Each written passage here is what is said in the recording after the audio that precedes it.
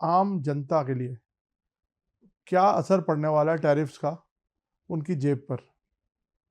क्योंकि हमने तो बड़ी बड़ी बातें की, चाइना, अमेरिका, ये वो, लेकिन आम आदमी देखता है कि ट्रम्प ने टैरिफ लगा दिया, इस पे बात चल रही है।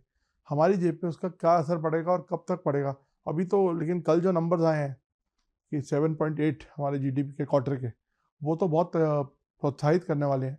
लेकिन मुझे ऐसा लगता है कि अभी शायद जो इम्पैक्ट है वो अभी आएगा आने वाले समय पे। तो ये सवाल को दो भागों में करना है। तो ट्रंप के टैरिफ्स अमेरिका पे लागू हैं, हम पे नहीं। तो हमें कोई फर्क नहीं पड़ने वाला। मगर उन टैरिफ्स के कारण अगर बिजनेसेस पे इम्पैक्ट पड़ा तो नौकरियों पे खतरा हो सकता है, मार्केट्स पे खतरा हो सकता है, हमारे एक्सपोर्ट्स को खतरा हो सकता है। डायरेक्टली जो चीज मैं 100 रुपए की खरीद रहा हूँ मेरे को अंतर नहीं पड़ेगा, मुझे मैं 100 की ही खरीदूँ। जो अमेरिकन 100 रुपए में खरीद रहा है वो अब 150 देगा। तो टैरिफ्स का प्राइस इंपैक्ट अमेरिका पे पड़ेगा। अमेरिका के ऊपर अगले 3 या 4 महीनों के अंदर इन्फ्लेशन बढ़ेगा। इन्फ्लेशन हर डेमोक्रेसी के लीडरों का सबसे बड़ा दुश्मन है। वो पॉलिटिक्स कोई फाइट नहीं कर सकता और वो अमेरिका में आते इनएविटेबल है। दूसरी तरफ इन्फ्लेशन बढ़ रहा है और वो ट्रंप फोर्स कर रहा है कि इंटरेस्ट रेट्स घट जाएं। इससे बड़ी डेंजरस चीज है ही नहीं। कैसे सर? कि अगर पैसा सस्ता हो गया, ज्यादा पैसा आ गया मार्केट के अंदर, वो इन्फ्लेशन को और बढ़ाएगा। तो एक तरफ से आपने टैरिफ्स बढ़ाए, दूसरी तरफ से आपने ईज ऑफ मॉनिटरी ईजिंग कर दी, तो more money in the system. तो जो 100 रुपए की चीज थी, जो 150 रुपए में आप भारत से आज खरीद रहे हो, वो 200 की होने में भी कोई समय नहीं लगेगा, क्योंकि same amount of money is pursuing more money is pursuing the same goods. So वहां पे इंपैक्ट होगा। यहाँ पे हमें अपने रोजगार, अपने एसएमई सेक्टर, अपने फार्मर्स, अपने टेक्सटाइल्स, अपने जेम्स एंड ज्वेलरी के स्मॉल एंटरप्रेन्योर्स की तरफ ध्यान देना है।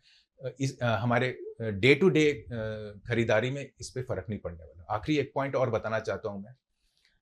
कल ये जो टैरिफ्स जो लगाए हैं ट्रंप जी ने, प्रेसिडेंट ट्रंप ने, उनको अधिकार नहीं है वो लगाने का।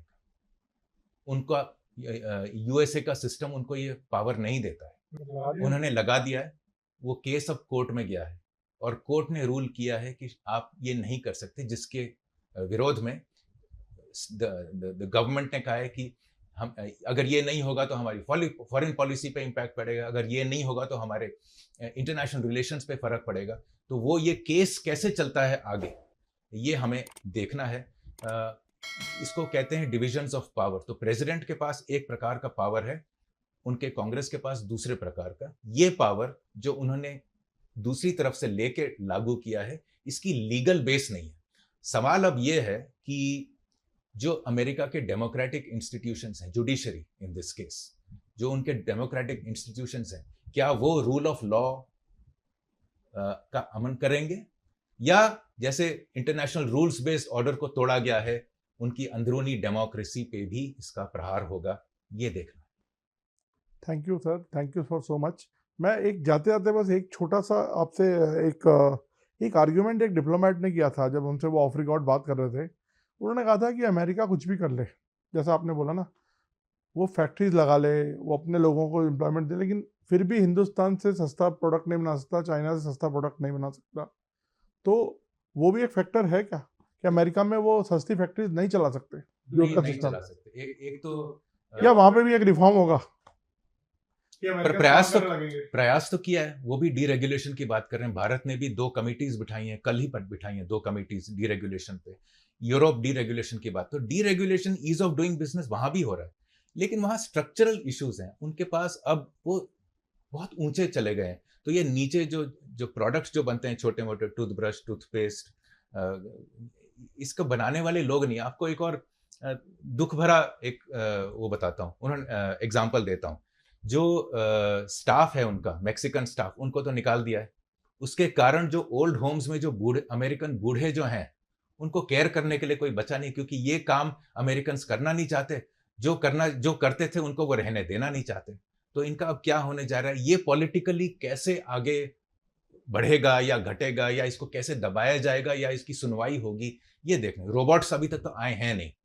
तो ये जो पूरे नर्सिंग स्टाफ उनका ओल्ड ओल्ड होम्स का स्टाफ, अगर वहां से उनको आप निकाल रहे हो फॉर राइट और फॉर रॉन्ग, इलीगल है तो निकाल दो वगैरह, लेकिन ये काम कौन करेगा? तो ये भी एक उनको अमेरिका पे समस्या है। तो 3 समस्याएं हैं। पहली इन्फ्लेशन की, वो निश्चित है। दूसरी रीस्ट्रक्चरिंग की, क्या वो बनवा सकते, America first, made in America कर पाएंगे? मेरा विचार है नहीं। और तीसरी, जिन जो काम कर रहे हैं उनको आप निकाल रहे हो, तो काम करने वाले कहाँ हैं? आपका देश कैसे आगे चलेगा?